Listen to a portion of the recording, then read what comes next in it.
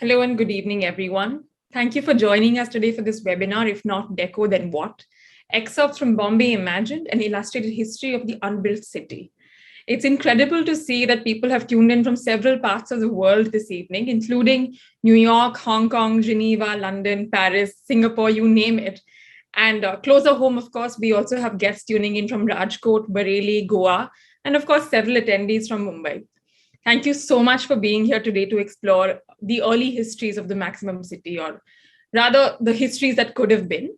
Today, we celebrate World Art Deco Day by journeying into an alternate reality as we explore the unrealized and at times utopian plans preceding some of Mumbai's Art Deco buildings that we love and adore. In today's webinar, our speaker, Robert Stevens, author of Bombay Imagined, an illustrated history of the unbuilt city, will survey ideas for Bombay's infrastructure that never saw the light of day.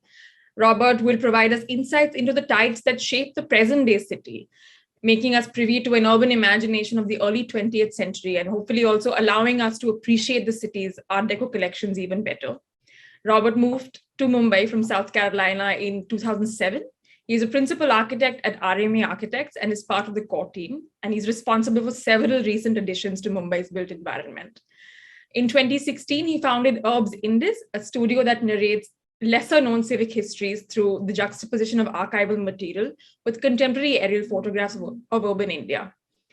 In his own words, Bombay Imagined, his first book, was conceived, and I quote, in the meditative depths of the Mumbai local train in 2013.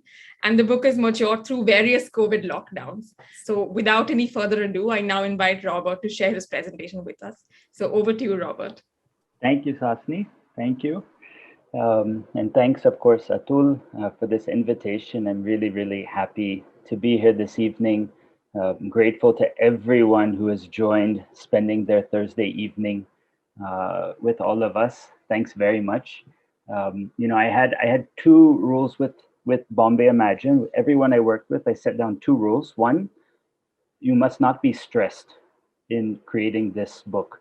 And the second was you must have fun as a result. So I'm going to apply that same rule to this evening's talk, myself included, because I find speaking very stressful. So with that, I'm just going to start sharing. Okay. So this evening, we're going to ask, of course, the question, if not deco, then what, right? What else, what other aspirations for the city, imaginations could have been realized on the land that we now have, as UNESCO World Heritage Site? It's a really exciting question. It's something I had never thought of until Atul invited me to speak this evening. So I think it'll be a lot of fun. And before we dive into that question, I'm going to share a bit about kind of the book, how it came to be, and a heads up, anyone who has heard a talk before, if you think, oh, this is the same boring talk again, just give me about 10 minutes. We'll get through the introduction and then get into a lot of new juicy content this evening. So Bombay Imagine really began with this book. The book began with another book. This is from 1869. It's a really beautiful publication. It's titled Professional Papers on Indian Engineering. And I'd come across this because I was just browsing through old books, and I discovered an article in this work titled "The Drainage of Bombay," right? And who doesn't love reading about mid-19th century drainage plans for Bombay? So this is the work. It's a really, really well-made publication. It's of course lasted nearly 150 years. And as I was opening this book for the first time, I came across this plan. Now it has kind of two unique things about it. One is it's a fold-out, right? So it's an investment. It's a work of art in itself and how it's produced. And the second thing that struck me about this map, this fold-out map, was it had color, right? So again, 1869, color in publications of this sort is expensive. It's rare. It's trying to communicate something really important and investing resources to do that. So I was very intrigued. What is this green blob, in the middle of this fold-out map?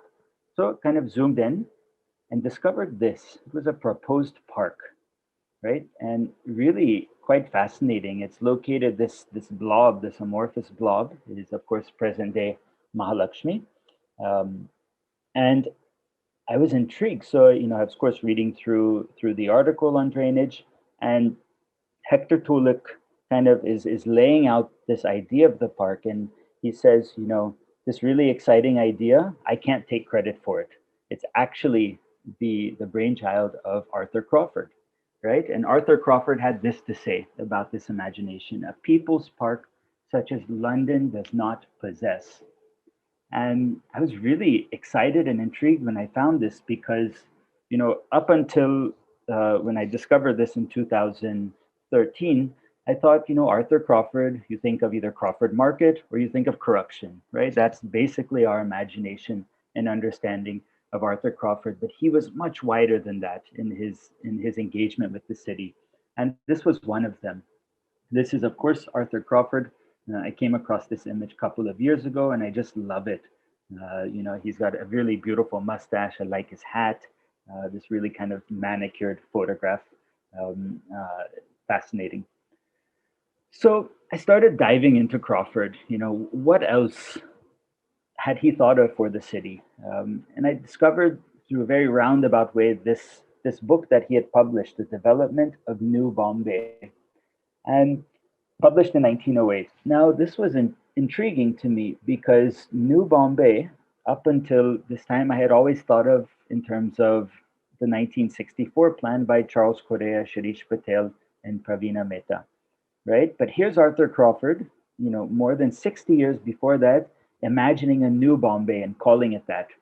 So I was really intrigued. I found the book on World Catalog. It's an online repository of a large majority of the world's books, and it tells you where you can find this book, right? So I was very excited.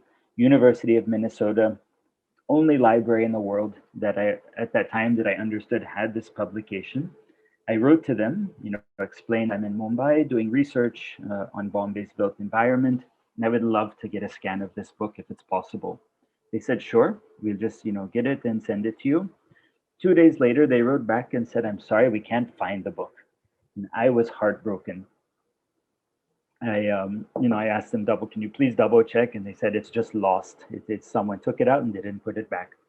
So quite disappointed. I started asking around, and it turns out that the same book is also at the Asiatic Library in Mumbai. Now, of course, unfortunately, they aren't on World Catalog, but I became a member. I'm member 5266. That's me.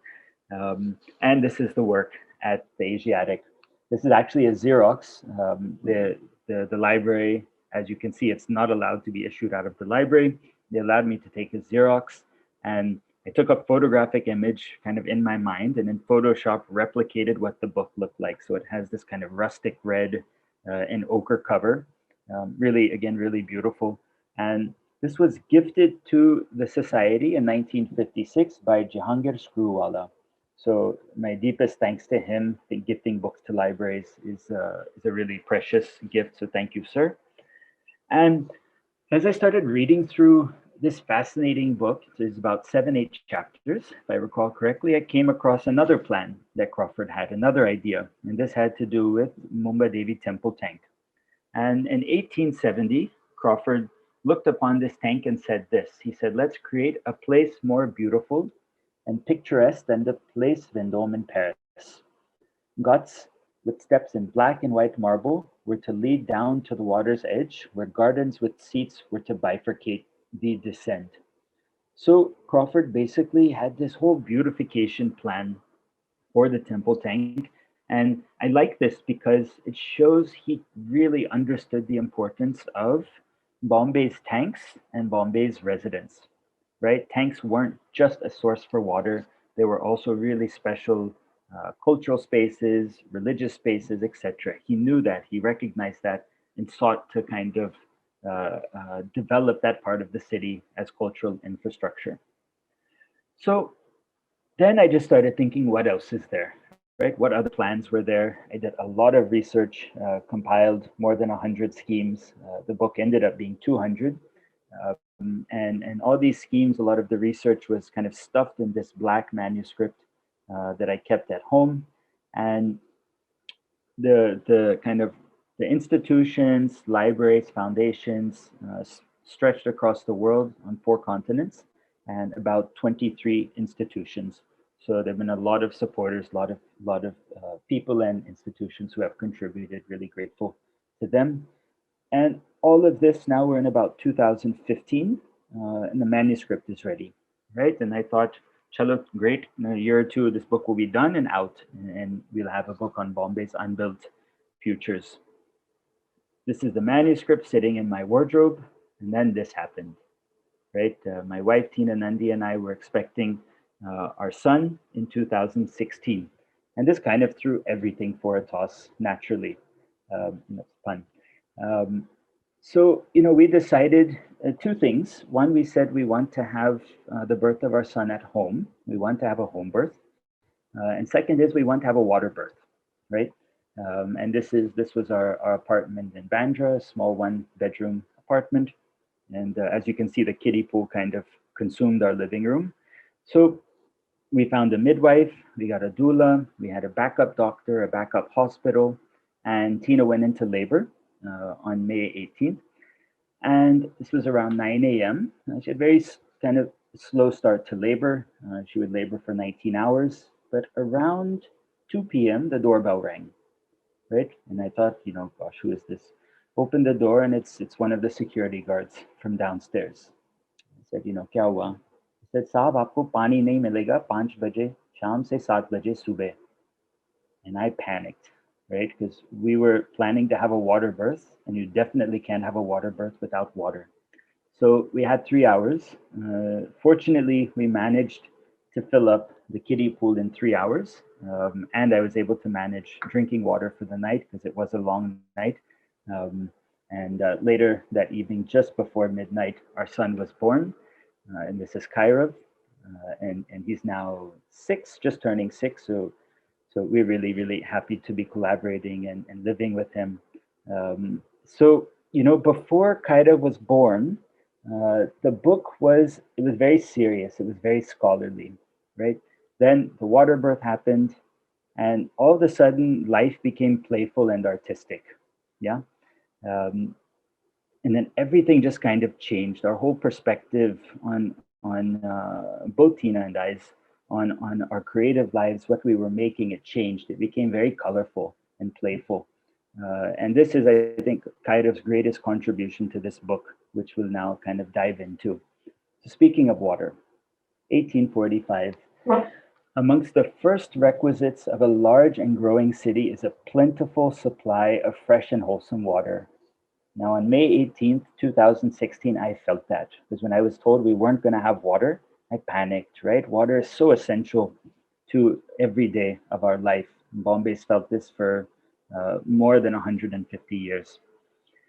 This was the first plan kind of that I've come across to augment, to purify the city's water. This was in 1852, and a gentleman, amateur engineer by the name of Henry Conybeare, he envisioned in all of the city's tanks, the public tanks, creating a series of filtering wells, right? The tanks, like we saw Mumbadevi temple tank, they were all rather polluted. So Conybeare said, let's create a series of filtering wells, purify the water just in that well, the rest of the tank, kind of, let's not draw water from that, and that will solve the city's drinking water problems. Now, of course, that doesn't work because as Crawford knew, water was more than just a physical element. It also had other values and meanings in day-to-day life. So this idea of just drawing water with a bucket was not even considered, basically. But Conybeare made these really beautiful drawings, very technical drawings, scientifically very sound, but culturally just out of touch.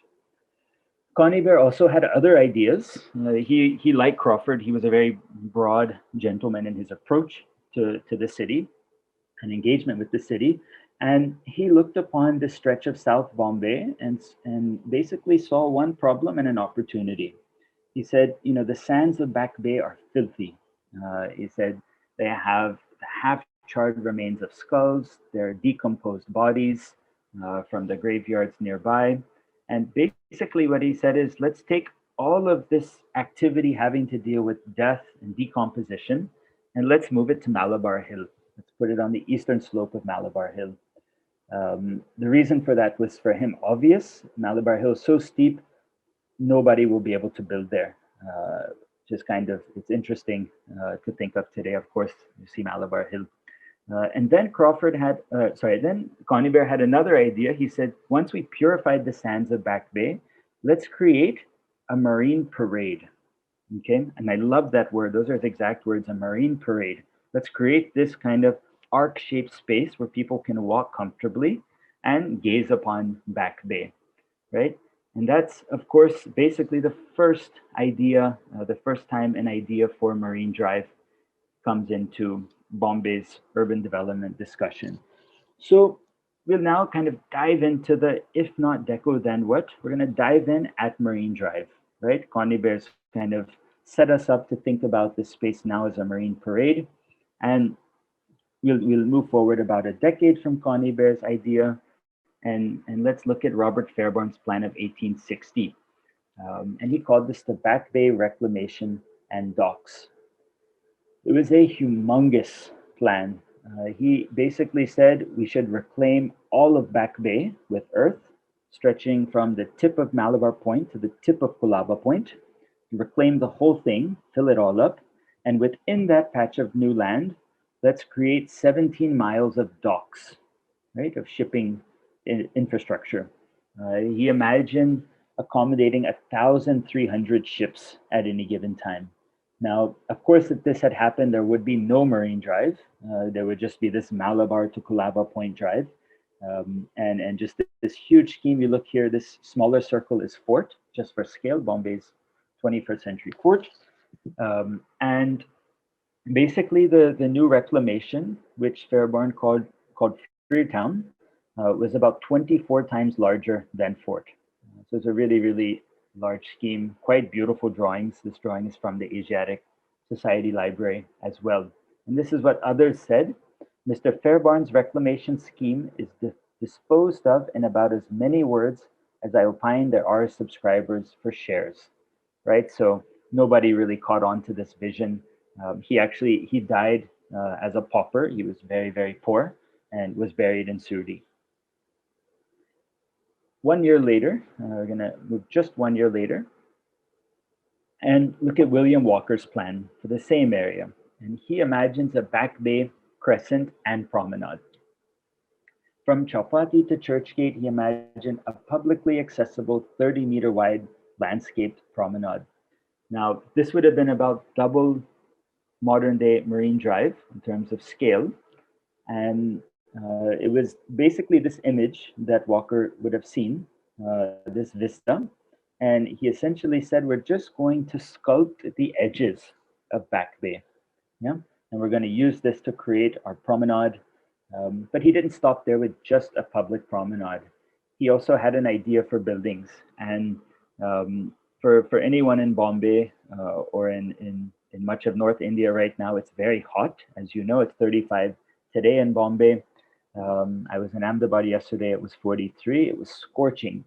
And I was thinking about William Walker's plan for the buildings he envisioned along this Backbay promenade. And this is what he said about these buildings. He imagined terrace-mounted gauze jets, which were to cast a cooling mist over each building, while a living sunscreen, a creeper enshrouded folding trellis of galvanized iron was to reduce glare.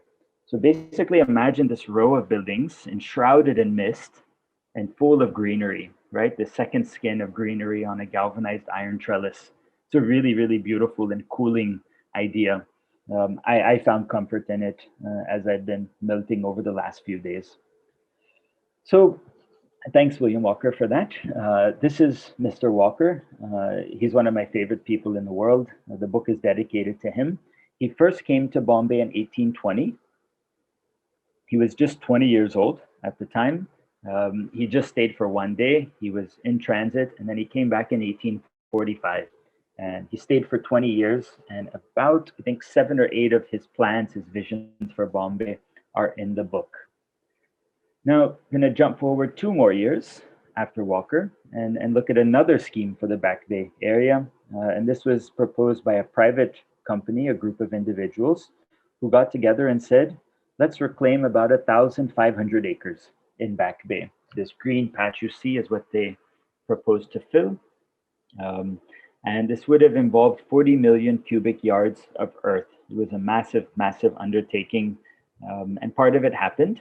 And this is what a local critic said: the profane hand of reclamative speculation has aimed a successful blow at a sacred beauty of nature, our Back Bay.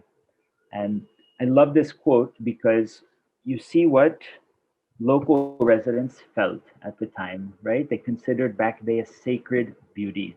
We'll come back to that in a bit.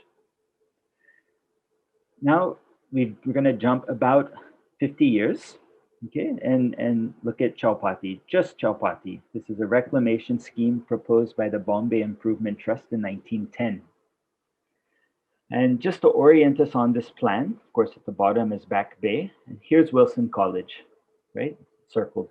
Now, of course, the Marine Drive Chowpatty Sea Face runs just in front of Wilson College, and then from there it's just sand to the sea.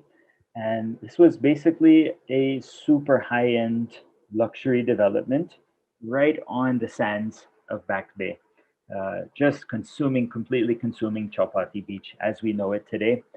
There would have been 52 high-end dwellings in this area, and I presume if this reclamation had happened, we would have just had this extension of Marine Drive continuing across to Malabar Hill and probably a whole other cluster of Art Deco buildings. This is an interesting supporter of this scheme. There's not much beauty and scenery composed of the odoriferous fishing boats and tackle which now strew the beach, right? So it's this interesting other take. You have local population saying Back Bay is sacred, it's beautiful. And then someone who's clearly kind of with a mindset of development at any cost says, this is all, it's nasty. We have to get rid of it. There's nothing in it. These kind of very two opposing views surrounding this stretch of land. Now we're going to make a big jump. Okay, even though it's just 2 years later, you have in 1910 this little patch at Chowpatty Beach. I'm going to jump to 1912. And this is a really interesting year because you have at the same time as New Bombay, this idea for a new Bombay, you have, of course, New Delhi, right? New Delhi design begins by Edwin Lutyens and Herbert Baker. And it's fascinating. I don't know who's made this plan. It seems to be anonymous, but this is the scheme.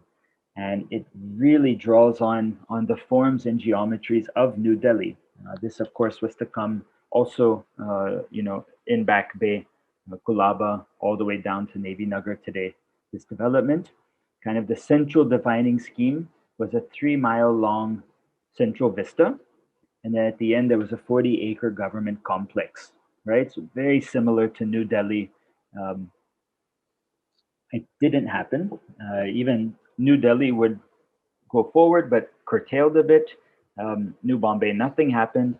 And it's really interesting. One resident at the time was quite upset and said, basically, I'm sick of this stepmotherly treatment. Delhi was getting all this special treatment and we were getting stepmotherly treatment. They said, I really like that idea.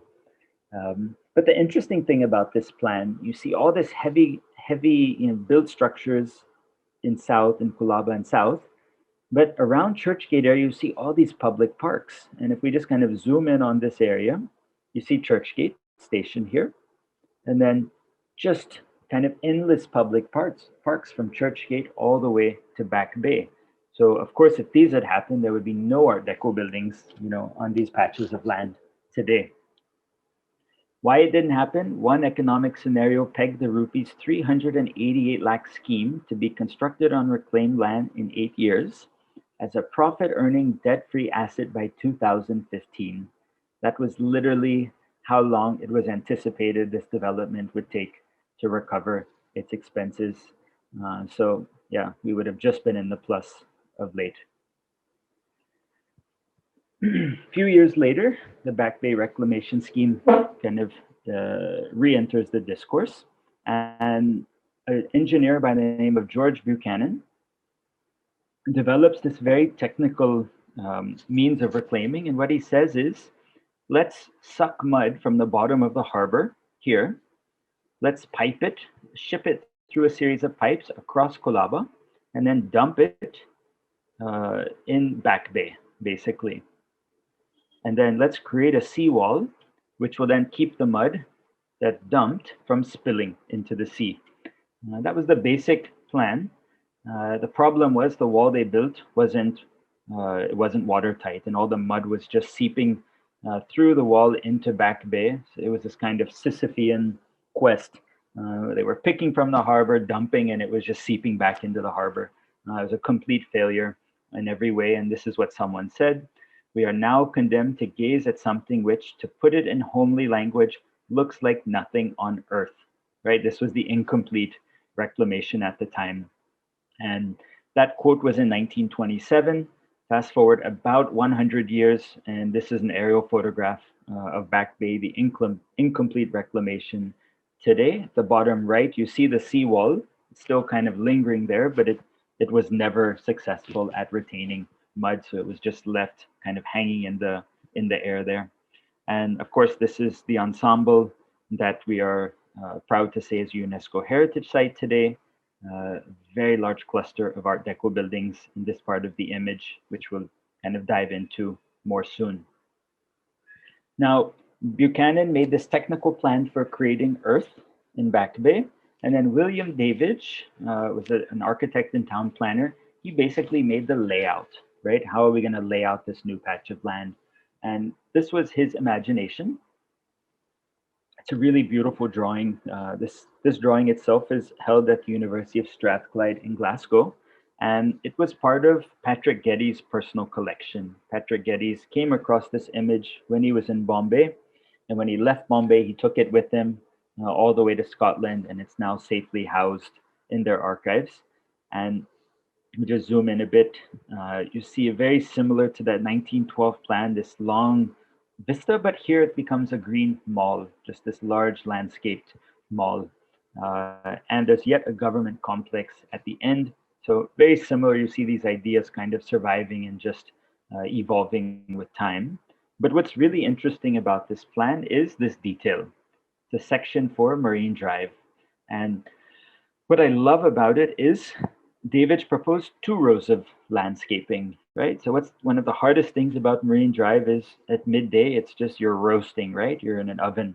There's very little shade. So if Davidge's plan had been realized, you would have had much more shade through these 10-foot wide green strips, double rows of palms. I think it might have helped.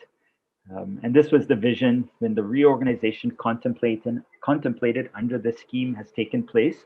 Bombay will become one of the most orderly cities in the world, right? Clearly that did not happen, as we all know. And if we started up at Chowpatty, right, with that 52-acre high-end development. Now we're going to kind of end this chapter with the Backbay International Airport. I love this scheme because I kind of imagine that if there was an airport in Backbay, many people in South Bombay would never ever go to the suburbs. That's my speculation. Maybe I'm wrong, but that's a gut feeling. This is an image. It's called a speculation. The Backbay International Airport, like many schemes in Bombay Imagined, were written about, but there are no surviving drawings. So using historical data, using references, we've created about 30 speculations, 30 visualizations of these ideas that kind of give new life to them and show them visually for the first time. And just if we zoom into one of these sites, so of course, here we're in an airplane. We're about to land at the Backbay International Airport. From our window, we see the incomplete Backbay reclamation wall, the one that was seeping mud. And then, of course, we see another plane taking off to clear the runway. Other window, we look out and we see Marine Drive in work. A lot of mud that's just been dumped from the recent reclamation. And then, of course, we see Churchgate, right? So let's now kind of meander around Churchgate a bit, and we'll start going back to Davidge's map from 1921. And he had a really fascinating imagination vision for the space outside Churchgate Station. Here we are. We come out of the station and we're greeted by this sprawling legislative council, right? It's humongous. And this is what he imagined would work best at this site. And of course, it didn't happen. Even though the reclamation took place, it was completed in this area, Davidge's plan was not realized. So why is that? This is Claude Batley's analysis. The dignified scheme was ruined by the grotesquely mistaken notion of a local advisory committee that the more small identical rectangles that could possibly be crammed into the area so reclaimed, the greater the return, of course, in rupees and pies rather than in the joy of living and civic attractiveness, right? So it's basically the city becomes a series of rectangles, a series of blocks, and that drives Claude Batley nuts. Speaking of kind of continuing on the geometric lingo, the Churchgate Reclamation Triangular Garden. Just a few years later, this was a plan by the government of Bombay. And it's on this part of Block 2, the Churchgate Reclamation, that the government imagined creating this internal courtyard, a triangular garden, just opposite Churchgate Station once again. And it was a fascinating plan. Of course, it didn't happen. The government added more rectangles, more blocks of housing. Within this space, the two straight lines you see crossing through the garden would become a road, and then houses were filled up on either side. The garden was never to be. And I really liked the idea of this garden, though, because just imagine how beautiful Eros would be if after entering the theater, you see a movie and then you step out in the back into this private courtyard garden. It would have been absolutely fabulous as an experience. Didn't happen. Around the same time, Claude Batley, working with his partners, Gregson and King, they come up with this idea for a marine aquarium. And this is their visualization. It was to be a really kind of immersive experience, one could say.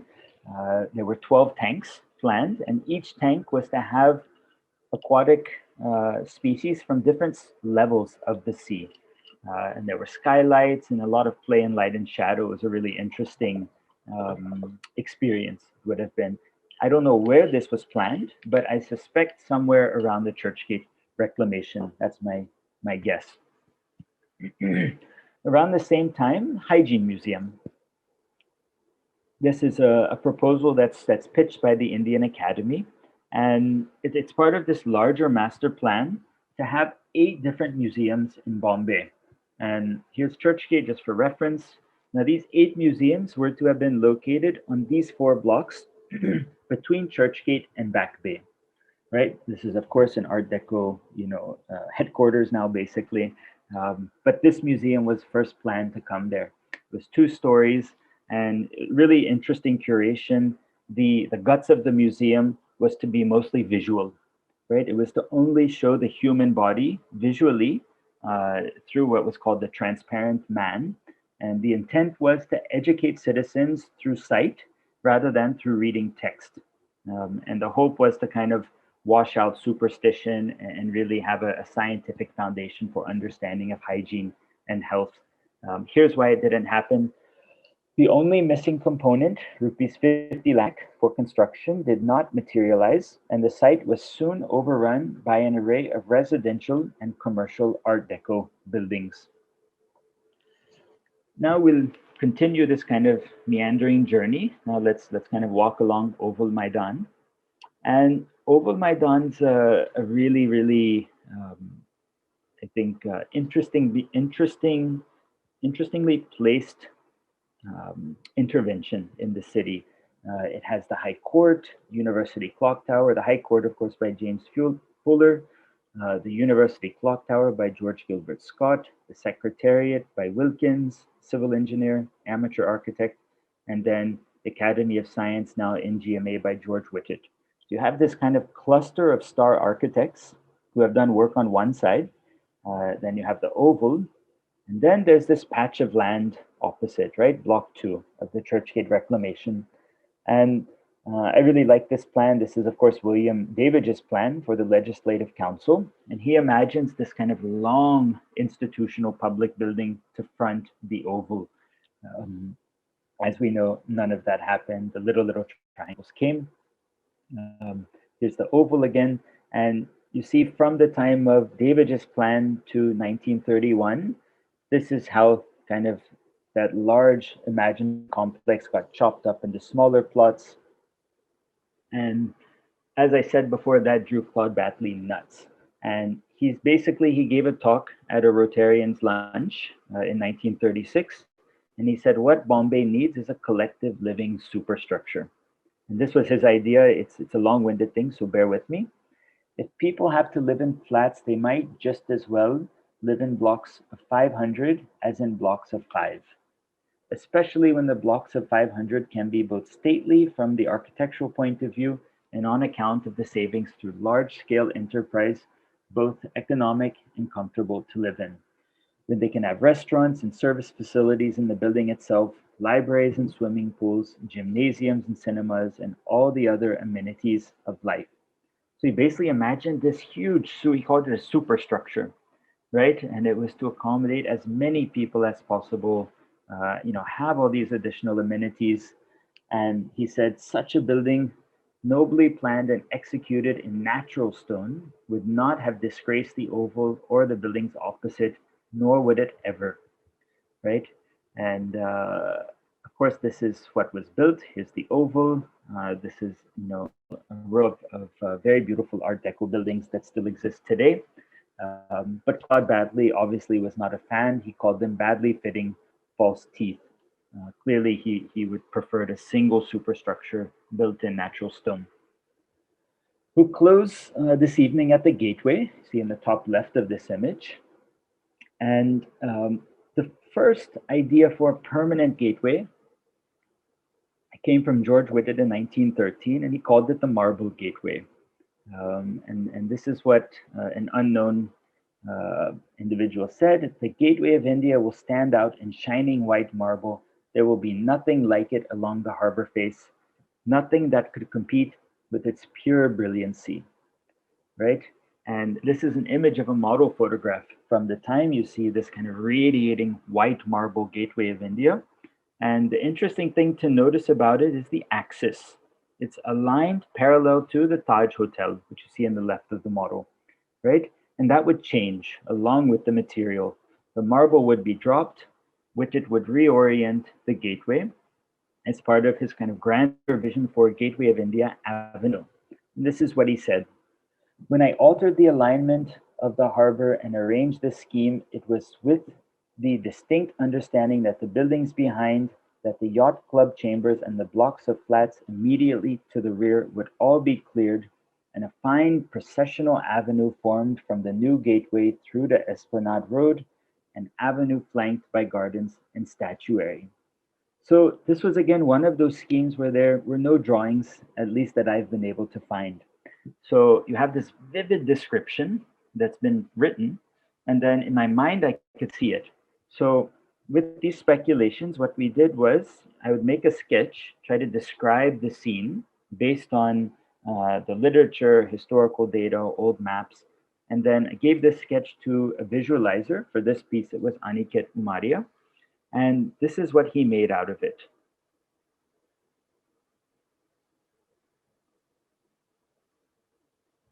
And I just love it because it's such a beautiful, it's like a work of art.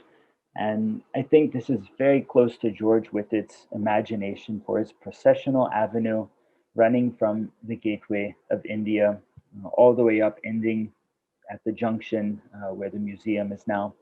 Of course, kind of the final nail in the coffin of this avenue not happening was very ironically, it was Regal Theater.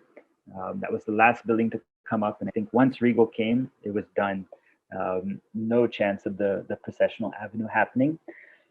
The other interesting thing I like about this image is the gateway itself, right? We all know the gateway. It's such a Bombay-esque image, but it's ironic because George Whitted came up with this idea after visiting Ahmedabad. He walked around the city of Ahmedabad in the early 1900s, saw these gateways, and was really inspired. Came back and gave Bombay its own gateway. Um, and I share that because another gateway came up the same year as an idea at Bandra. So Whitted visits Ahmedabad, sees the gateways, and says Bombay needs its own gateway. Let's create the gateway of India.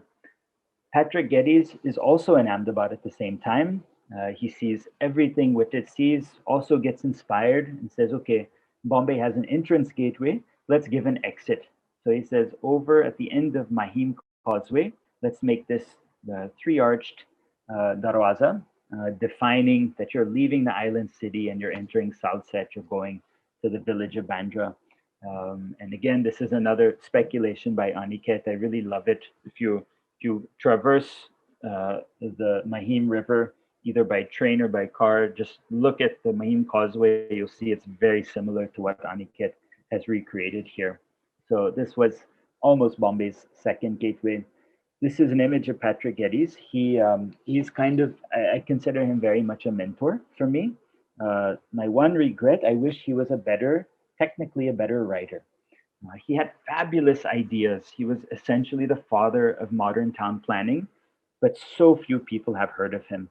And my own opinion, I think it's because his writing was just so convoluted. It's kind of like this rock it's like this dense rock, and inside there are gems. But if you want to get to those gems, you have to like keep hacking at the rock and breaking it until you can dissect the jewels. So I was really grateful that Bombay Imagined did not go that route. And it's only because of Amitava Kumar and his book, Writing Badly is Easy. Kind of the Bombay Imagined began with that publication in 1869 about the drainage of Bombay. Not exceptional writing by any means. And it ends with, this talk will end with Amitava Kumar's book, right? Writing Badly is Easy. And when I downloaded this image from his website to kind of introduce the book and how it's been influential, this was the file name, jargonslayer2.jpg. And I love this because Amitava Kumar is a jargon slayer, right? He loves kind of his whole ethos in the book and in his teaching is let's cut the jargon, let's cut straight to what we want to say it clearly, let's have surprise in our writing, let's have humor in our writing, but let's be clear and write really well. So Amitava really influenced this book. Through his publication, I met Anton Chekhov. He was a playwright and short story writer, and he had 6 principles that make for a good story. And all of these influenced Bombay Imagined one way or the other. The first was the absence of lengthy verbiage of a political, social, economic nature. Now that's easy because I'm not really smart. I skipped all classes except studio in college, so I didn't have to worry about this. 2, total objectivity. I try not to share my opinions in Bombay Imagined. I think there are a few flaws in that, but I've tried not to share my own opinions, just present the schemes as they are in all their radicalness or timidity. The third, truthful descriptions of persons and objects. Truthfulness is really, really important to me. There are about 600 or 700 footnotes in Bombay Imagined. Every quote that could possibly be questioned is referenced with a footnote so that you, the reader, know I'm telling the truth. For extreme brevity, every word in the book was written between 5 a.m. and 7 a.m. I had to do it before the day's work began, so everything is brief. 5th, audacity and originality. I love this, and hopefully it's reflected. And then 6th, compassion. And as I've said in many talks before, this is the one I'm not yet sure exactly how to pursue, but I'm working at it. I wrote for 200 days straight. This was all during the pandemic. Each word in Bombay Imagined was first handwritten, and then it was literally gone over by one of my copy editors, Bonnie Stevens. She went over every word in the book physically. And then the rest of the team I'll introduce briefly before we go into just some Q&A. This is Aniket Umaria. He created 20 speculations, those beautiful artworks that started with my kind of dirty hand sketch. he transformed them into really beautiful works of art. Deshna Mehta and Carol Nair did the book design. They took all these different components, the footnotes, the text, captions, images, and just balanced it all out beautifully in an end product that I just love. Fawaz Khan was the project manager. He did a little bit of everything. He made a speculation. He organized all the files. He brought this sense of calm and structure to everything we did. So really, really grateful to him. The book would not exist without Fawaz. And then there's a whole production team, which just it floored me in everything they did. This is Praveen Totre. He managed the printing and kind of oversaw the whole team. This is Lena Mehta, and then not pictured as Devin Shah. They basically designed every step in the production process, which I didn't even know one had to design it. I thought you just printed, but there are actually a lot of variables that they calibrated beautifully for the final product. This is Rimshi Agarwal. She did a lot of research for what we call relief maps. I didn't talk about them, but each chapter in the book, each of the 200 chapters has a relief map which shows the physical form of the city at the time of that proposal. And I think that's important because Bombay has physically transformed so dramatically in the last 350 years that these maps really bring a context to the geography. Rimshi did the research, then Kshitij created the cartography. He loves maps, and it shows in his final work. This is Shah Alam Sheikh. He managed the binding team, which it's just, the book is a work of art, in my opinion. Every piece, there's 1,500 books we produce, and each one is handcrafted. It's absolutely incredible what they've done. If you have the book, please, analyze it, enjoy it, because it's a work of art in and of itself. And then all the rest of the people in this image, plus some, worked as a team, unlike I've ever seen any group of people work before. Absolutely, just incredible. Bonnie, as you saw earlier, she helped in the editing stage, going over the text, and she's always been on top of things, literally and kind of figuratively. Tina Nandi, my wife, she's supported even when we had to spend a lot of money to produce the books. It's self-published, and she said, "Yeah, let's do it, even if it's a bit risky." So thanks, Tina. And then for anyone who's following on Instagram, she created Instagram account, she created the website, the shop. She's managing all the logistics. So she's basically doing everything now. So really grateful. Thanks, Tina, for all your work. And then last but not least, our son Kaidav, who's just been supporting and collaborating. And yeah, thanks a lot, Kai. One request, he's not happy that we have so many books in our living room. Because that's his play space. As you can see, a skateboard in the bottom left. So if you haven't purchased a book yet, we'd really love for you to purchase a book so we can get them out and he can keep playing. You can purchase on herbsandis.com or a number of bookstores in Bombay, Delhi, and Ahmedabad. So thank you very, very much for listening. And we'd love to chat and go through some questions now. Thank you. Robert, you did not overstate when you said that this is going to be a richly illustrated talk, because the images move so seamlessly with what you were saying. It was like a beautifully edited visual almost. It was really exciting to watch, and I love that you you didn't just talk about the book, but you also sort of like took us into, like, gave us a glimpse into a phase in your life. So that was really, it was almost sweet to watch. I love that. And I love that you started off by saying, who doesn't love reading about 19th century drains? And you're talking about your numbered Asiatic as if it's your own personal 007. Yeah. So it was great. Thank you so much. We're now joined by our founder trustee, Atul Kumar, who is here. And we can have a freewheeling conversation between the three of us, and then hopefully we can open out the forum for questions from the audience. So Atul, do you want to get started? Yeah, if I can jump right in. Robert, I've been really excited to have this conversation with you. One of the questions that was top of mind, which you've already answered at length, was really in the manner in which you've made the book so accessible. You didn't do a Patrick Geddes. Yeah. You've presented it not just in terms of your writing and the style, but also visually in the speculations. And it resonated with me in a very meaningful way, because I think that's a lot of what we practice at Art Deco Mumbai. Yeah. And to be able to write and present in a manner that everybody can access. So thank you for that. I loved it. And coming to the other part of the book that I really found interesting was the many ways you can read it, because really the end of the book for me was most fascinating, because you have an index with people and places and objects, and then there's a color code running through the book. And I found it fascinating at the ways you can explore the book, apart from randomly picking it up and opening a page and delighting in what you find. So would you like to talk to us a little about Yeah, that? sure. I want to mention one thing, that your first comment about the book being accessible.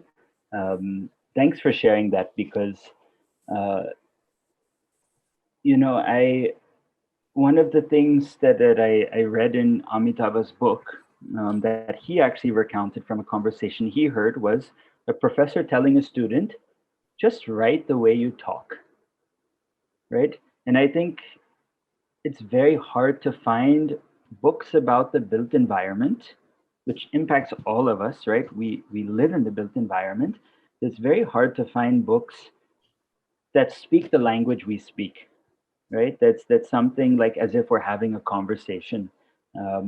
So that phrase, "right like you speak," really inspired me to say, I don't have to mimic what I see around me. There's not a right way to to speak about the built environment.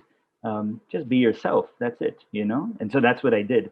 And then on the images, I recently I read in an article that the new form of censorship in the 21st century is not cutting people's voices out. It's flooding them with so much information and visuals and content that it's like getting spun around and you're just confused.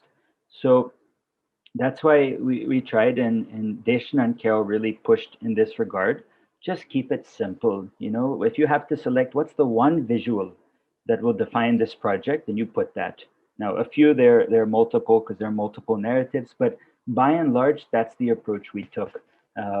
And I've been really happy that a lot of people who are not architects, who, if I told them, hey, are you interested in reading a book about William Davidge's 1921 plan for Backbay, they'd be like, no, and slam the door on my face. But these are fascinating narratives when you hear them in a humane way. So yeah, that's been really, really exciting and meaningful of late. And then the many ways of reading the book.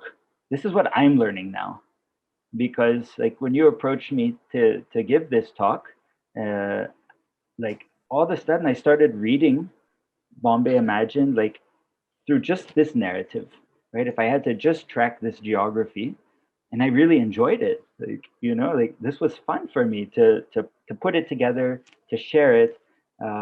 And in some ways, I'm kind of sad because I'll never be able to give this talk anywhere else again, because it's Art Deco specific, and it won't make sense in any other context.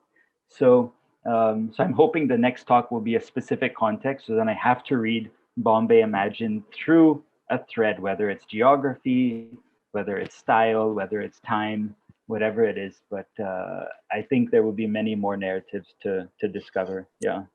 Yeah, I found it very enriching, because it allows you also to search the book and to find the common thread very easily, and not have to read 200 pages to find every reference and then put post-it notes and bookmarks and stuff. Yeah.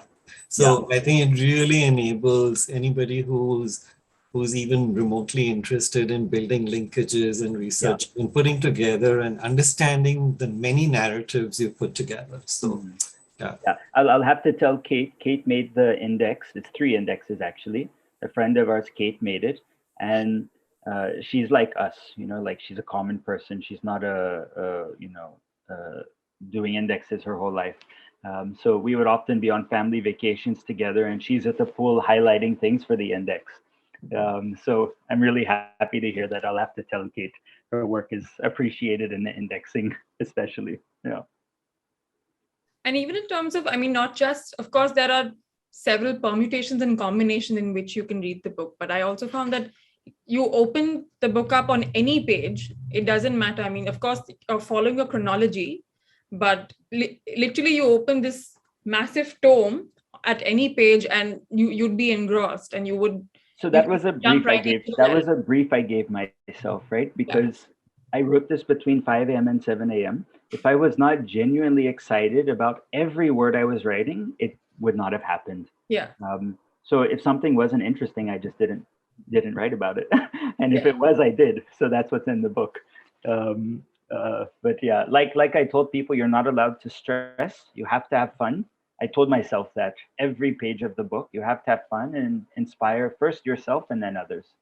So that was it's incredibly apparent that this book has been a joy in the making. I mean, of course, I'm sure there were days when you're wondering when this will end. But, yes. Yeah. But it really looks like a labor of love, and it's really commendable that you put this together. I actually had a question about, I mean, more specifically about Art Deco and where now, I mean, as you know, in 1896, Bombay dealt with the bubonic plague, and in the 1930s, these Art Deco districts sort of come up as in the direct aftermath. And now, of course, I mean, your book has emerged during several COVID lockdowns, and 126 years later in 2022, do you think that, I mean, of course, these Art Deco districts have come under great threat of redevelopment in the last few years. But in 22, while we're living in the pandemic, do you think there might be a greater lease of life they might get because of how much we've come to appreciate this way of living in these Art Deco apartments? You know, we're coming to appreciate better ventilation. We're coming to appreciate area per capita, especially in a city like Bombay. So do you think there's value in these Art Deco Great question. plans? Do I find value in them? Yes. In the balconies, in the ventilation, in a humane scale, absolutely. If you had asked me 6 months ago, do I think people will, not people, but a general culture of valuing will emerge, I would have also said yes. Unfortunately, I'll be truthful here, as I promise always to be. Unfortunately, I think in the last 2-3 months, I've just seen like a whiplash and everyone going back, not everyone, large portions of society just rushing back to the way we were. And that makes me sad because I think it was a really fantastic opportunity to slow down, to think deeply, and then make sensible changes, right? Even if they're small. And I fear that's not happening. That's my observation. Maybe I just am seeing hectic parts of the city that remind me of the crazy days of old in 2018 and 19. Yeah, I don't know. Sorry, that's my immediate analysis. Not to be depressing, but that's what I'm feeling. Yeah. One lives in hope. If in the pandemic we learned anything, it is that one lives in hope. I am the ultimate optimist, so I will also stand with you on that. Yes. Yeah. I have one more for you, which is from all the plans that you've written about in your book, is there one that sort of stands out for you that you think was a promising project and you wish had been realized? So is there there's I'll be honest, there's not one that like I love them all. I genuinely do. And Tina kept saying like you should cut some down. And I was like, how can I cut them down? I love them all, so I didn't. I'm kind of stubborn that way. But I think an interesting one, and I was talking with a friend about this, I think the Hector Tuluk, who actually wrote about that drainage we started with, he also made a plan for an underground railway in 1869. Yeah. And this was to go from Fort to present-day Jacob Circle. And, I think something like that, had it happened, it's just a few years after London starts its underground railway, something like that, had it happened, I think it would have had the potential to just transform how the city's transport infrastructure was thought of, the opportunities, what's doable, what's not doable. And you see, like, today we're building the underground metro, Yeah. right? Just imagine, had that been, 160 whatever years ago, how far ahead we would have been. I wouldn't have to travel and train and, be completely exhausted by 8:30 in the morning when I get to work, and drenched in sweat and other people's germs and all that comes with it. I think it could have changed everything. So, I wouldn't say favorite, but I think it had huge potential to change a lot of structural systems in the city that are just miserable today. Right. Yeah. Right. Robert, if I can jump in. You've had a dream run presenting your book since you launched it. And I think the city has enjoyed hearing the many aspects of it and many of the finer nuances. I was just wondering, for the benefit of our audience, and I don't know how many of them have attended previous presentations, but is there a particular aspect of it that hasn't been touched upon that you'd like to maybe highlight?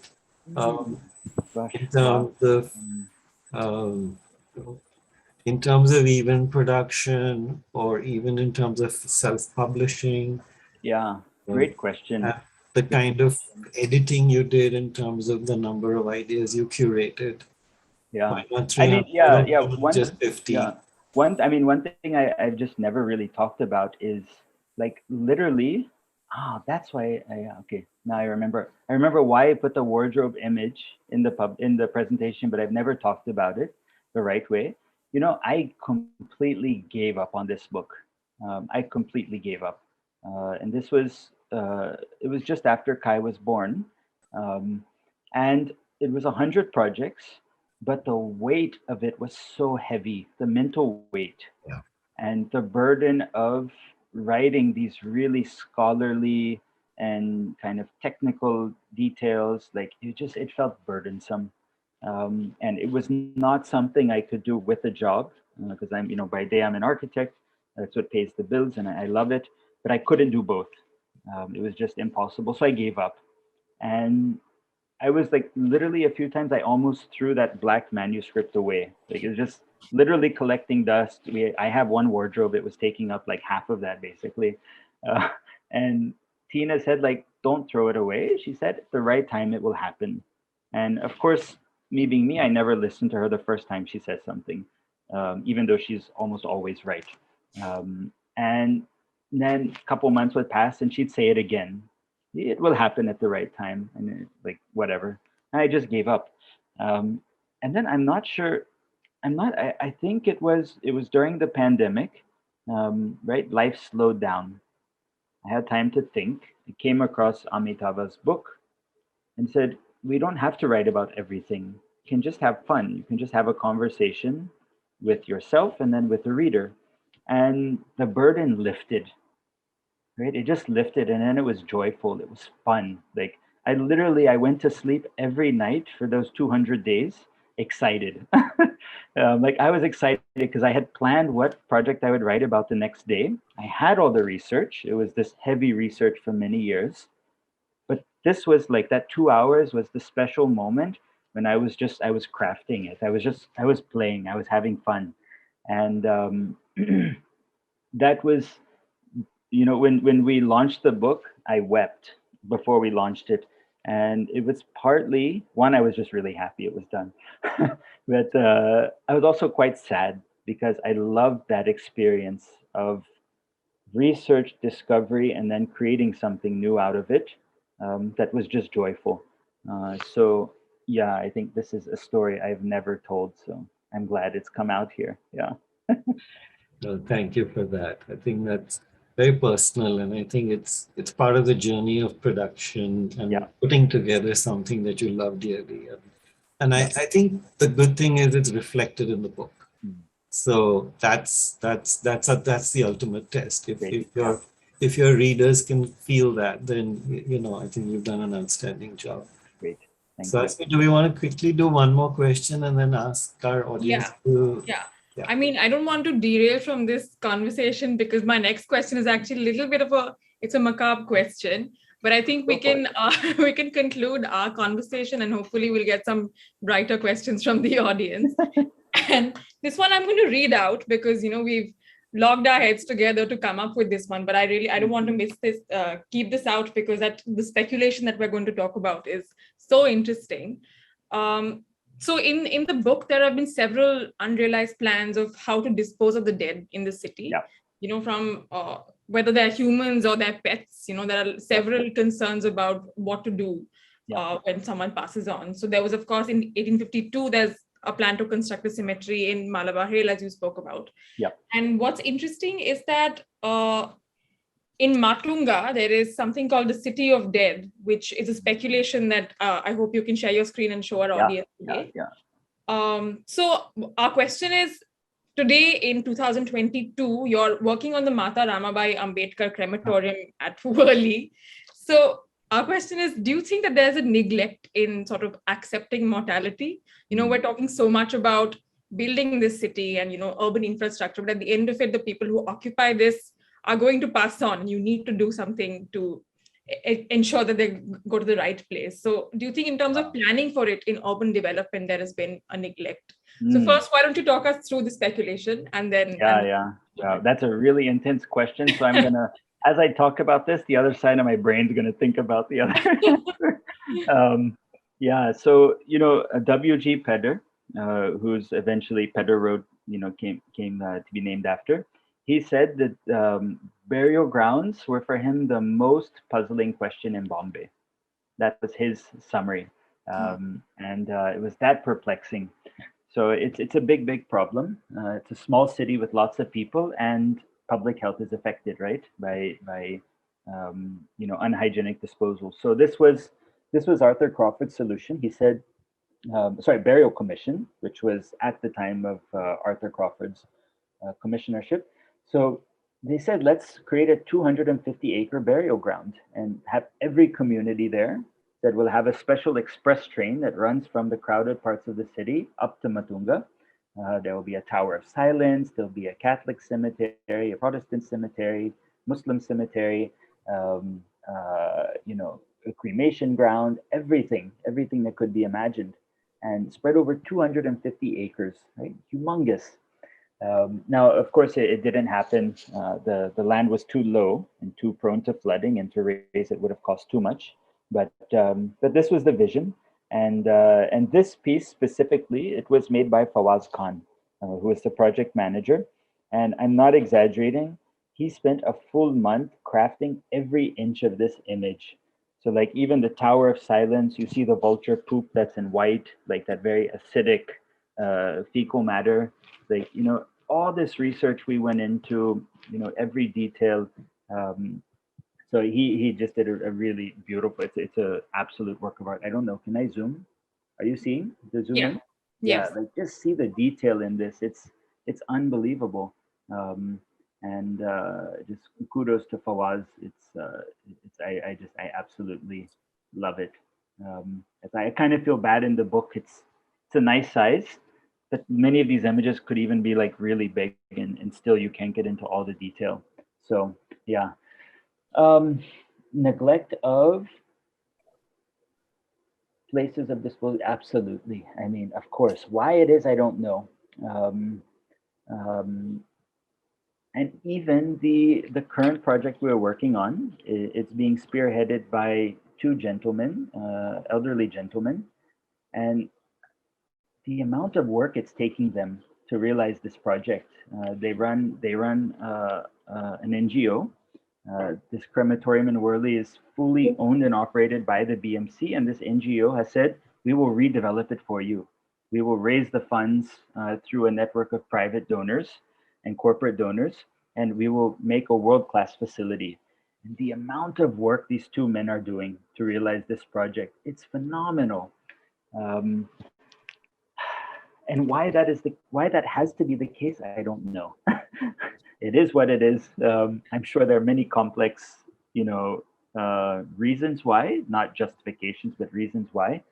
But it's really, really a struggle, but they're doing it. So it's not impossible. So I'll lean towards the optimism side. They're doing it.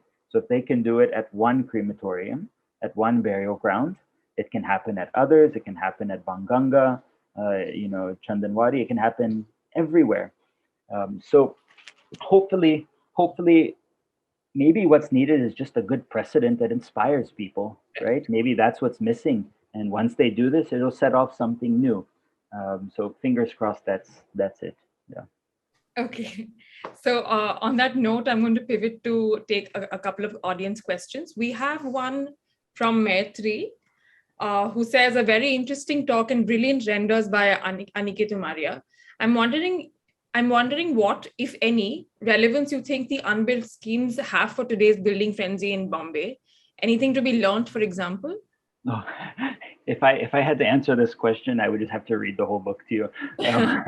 No, there's so much to be learned. I think for me, one of the biggest learnings has been the realization that problems are never solved by ignoring them, right? They don't go away.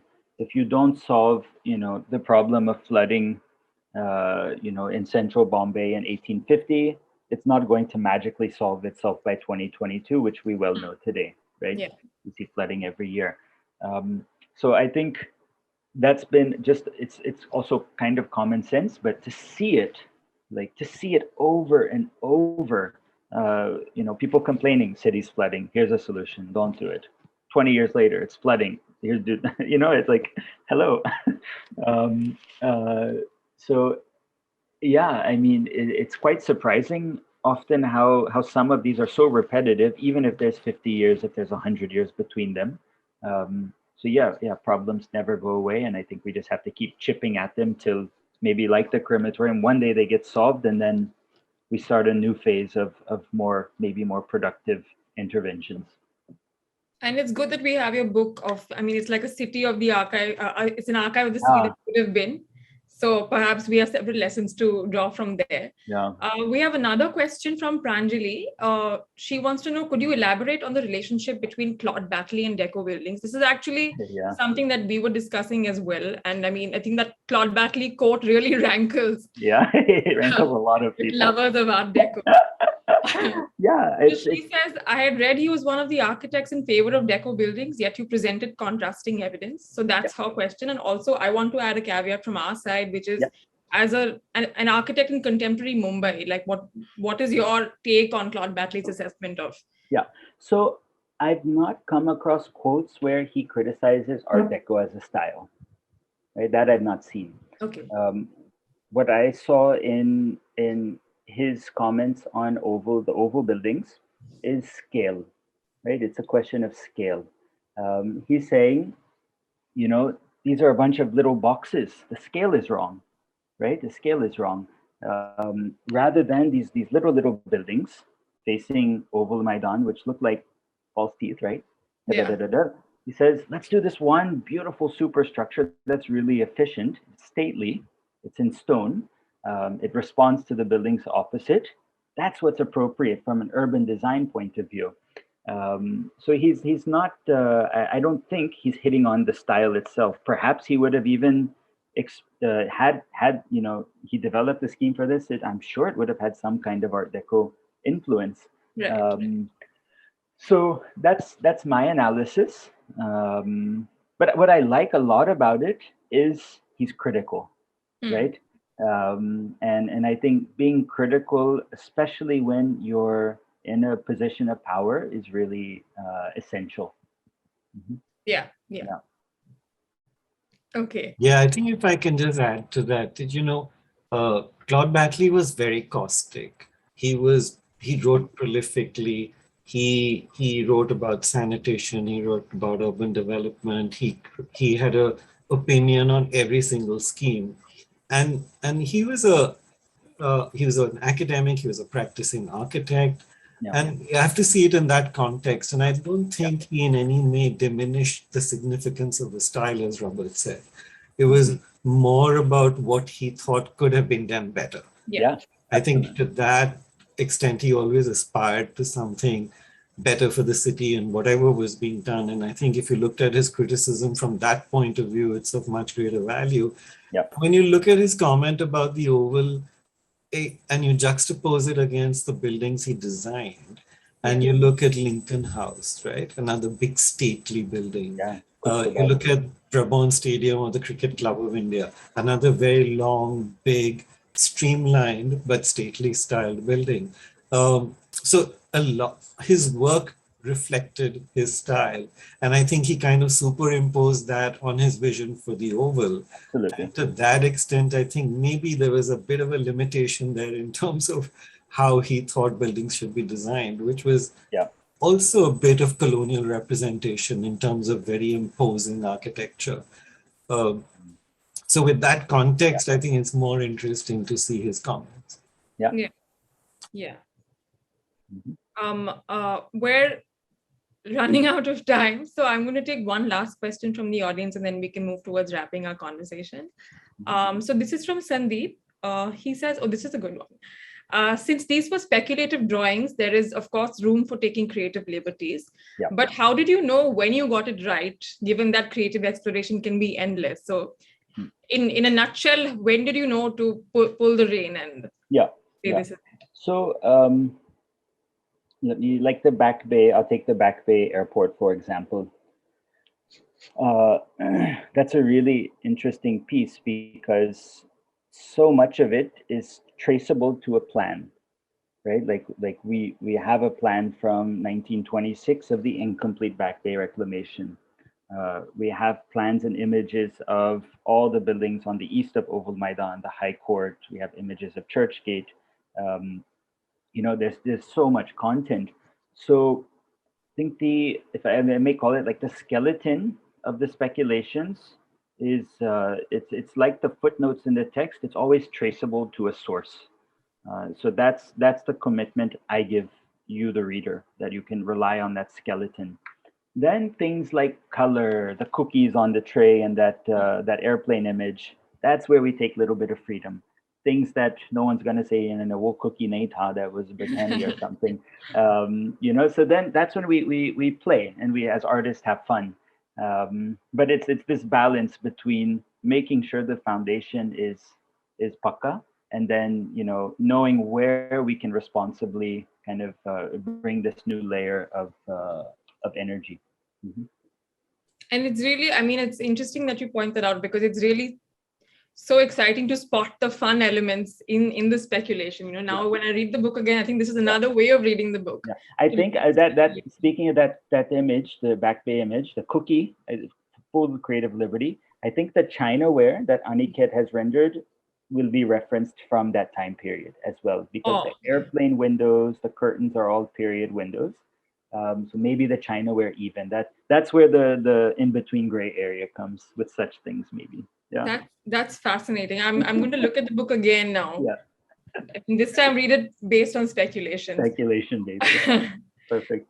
So I'm going to, I have one final wrapping up question, which is that we've seen you, in your book, you've spoken about 200 unrealized projects and unfulfilled dreams. So why don't you tell us one unfulfilled dream of yours when it comes to urban infrastructure in Bombay? And, I'm sure that there's a void left after the completion of this book. So tell us what's sticking in your brain now. Just give us. I don't have the answer to how it would be, but and this is what I loved about the pandemic. I genuinely wish there was somehow every working professional could be 10 to 15 minutes walking distance from their office.